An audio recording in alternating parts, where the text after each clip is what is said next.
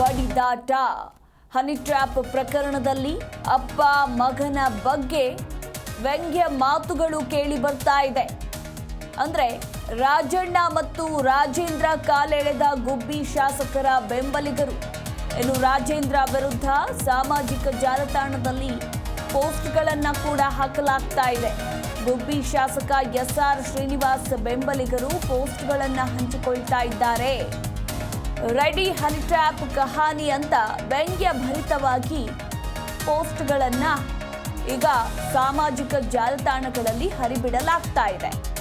ಆ ಕ್ಷಣವೇ ready honey trap ಕಹಾನಿ ಎಂದು ವ್ಯಂಗ್ಯ ಭರಿತವಾದಂತಹ ಪೋಸ್ಟ್ಗಳು ಈಗ ವೈರಲ್ ಆಗ್ತಾ ಇರುವಂಥದ್ದು.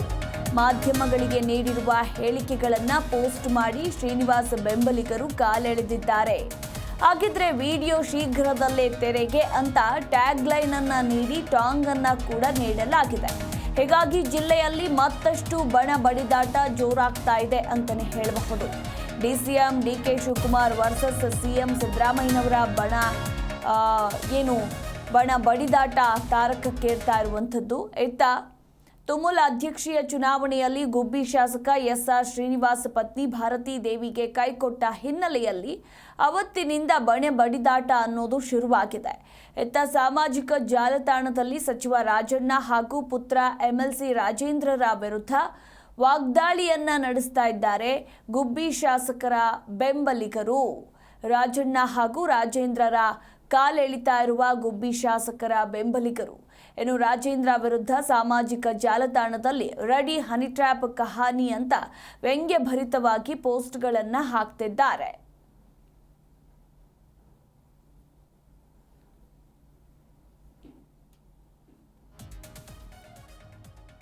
ಎಲ್ರಿಗೂ ಕೂಡ ಗೊತ್ತೇ ಇದೆ, ರಾಜ್ಯ ರಾಜಕೀಯದಲ್ಲಿ ಸದ್ಯ ಹನಿ ಟ್ರ್ಯಾಪ್ ಪ್ರಕರಣ ಅನ್ನೋದು ಇತ್ತೀಚಿನ ದಿನಗಳಲ್ಲಿ ಎಷ್ಟು ಮಟ್ಟಿಗೆ ಸದ್ದು ಮಾಡ್ತಾ ಇದೆ ಅಂತ. ಇನ್ನು ರಾಜಣ್ಣ ಈ ವಿಚಾರವನ್ನ ಸದನದಲ್ಲಿ ಪ್ರಸ್ತಾಪ ಮಾಡಿದ್ರು.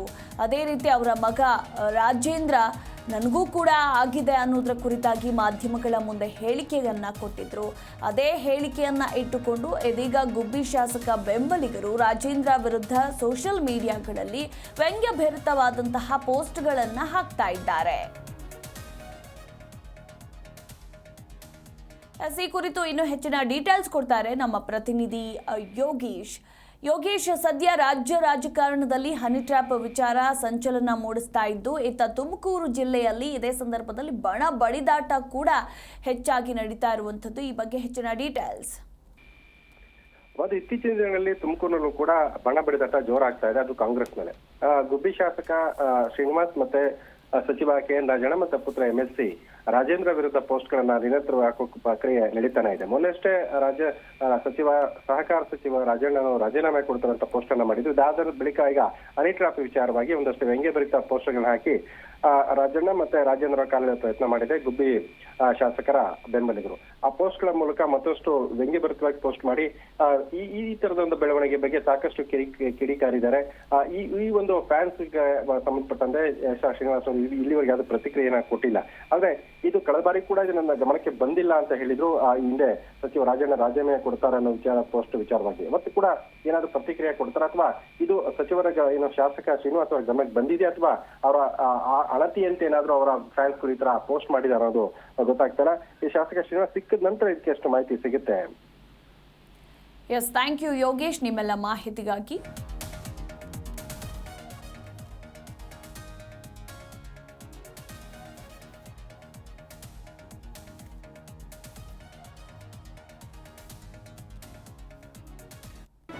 ಜಿ ಕನ್ನಡ ನ್ಯೂಸ್ ಈಗ ನಿಮ್ಮ ಮನೆಯಲ್ಲೇ ನೋಡಿ. ಎಲ್ಲ ಕೇಬಲ್ಗಳಲ್ಲಿ ಈಗ ಲಭ್ಯ. ನಿಮ್ಮ ನೆಚ್ಚಿನ ಜಿ ಕನ್ನಡ ನ್ಯೂಸ್ ಈಗ ಸನ್ ಡೈರೆಕ್ಟ್ ನಲ್ಲಿ number 292, Tata play number 1664, Jio TV number 1334, NXT digital number 30, in cable number 30, city networks 51, U digital number 162, GTPL number 17, Rockline telecommunications number 42, Shri Basaveshwara cable number 168, rural cable network 60, Vinayaka digital 57, Abhishek cable 821, city channel 53, Siddeshwara cable network 57, V4 digital Infotech 628, Surya digital networks 53, Gajanan digital number 836, Malnad Infotech Private Limited number 56, Metrocast number 830, Victory Digital number 167ರಲ್ಲಿ ನೋಡಿ ಆನಂದಿಸಿ.